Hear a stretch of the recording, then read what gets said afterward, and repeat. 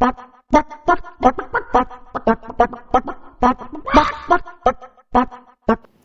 you have a sick chicken?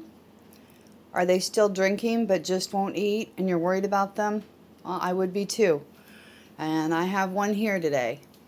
So I have this quick tip for you, and it works. And I'm getting her back up on her feet. She's getting her strength back.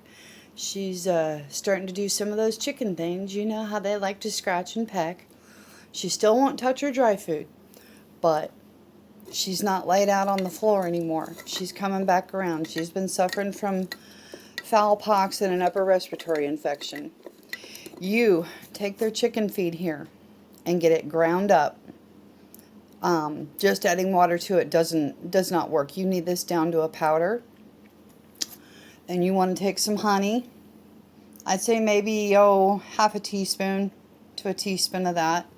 And the same thing with your creamy peanut butter. You don't want chunky. It's got to be creamy. And then you're going to mix it in with some water. And you're going to make what I call chicken soup for chickens. You can see I still don't have that peanut butter completely dissolved yet. I'm working on it. But this is what you do. This is what you make for them when they can still drink. It has to be like a watery consistency so they can drink that. But you're getting their nutrition into them of their regular food that you feed them on a regular basis, whether it's pellets or the granules, crumbles like this. You're getting honey. Honey is an all-natural remedy for so many things. It gives them also a little bit of sugar as a boost because when they're sick, they need the quick energy. Protein. Peanut butter's packed with it.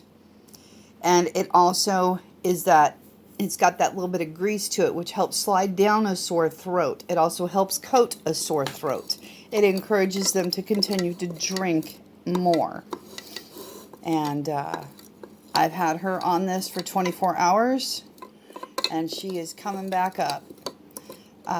She's went from just laying there, and I was afraid I was going to lose her, to she drank this solution for 24 hours. I dumped it out because we want to watch for when it starts to bubble. When it starts to bubble, it's fermenting.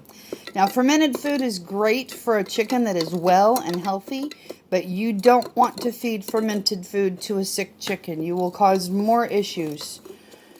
So, yeah, you don't want to keep this in their area for more than 24 hours. And she went through almost all of this kind of a solution in 24 hours. Drank all of that, which is wonderful. She's got a full crop. She's got energy again. Not a lot, but a little. And that's improvement, and that's good.